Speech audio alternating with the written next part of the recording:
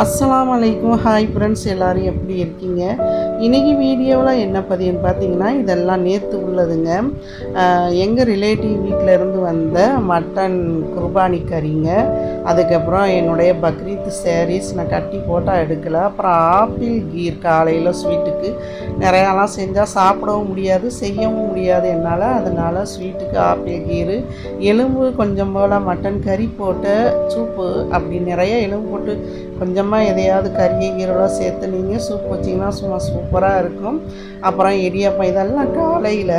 மத்தியானத்துக்கு பார்த்திங்கன்னா பருப்பு எலும்பு இதெல்லாம் போட்டு தாளிச்சா, அதுக்கப்புறம் மட்டன் கிரேவி, அப்புறம் சிக்கன் 65, அப்புறம் முட்டை அவியல், கருவேப்பிலை, புதினா, கொத்தமல்லி, தேங்காய், புளி எல்லாம் சேர்த்து, கொஞ்சோண்டு உளுந்தம்பருப்பு சேர்த்து, வெள்ளைப்பூடு இதெல்லாம் சேர்த்து துவையல், அப்புறம் தேங்காய் பால் சாதம், தேங்காய் பால்ல செய்கிறது.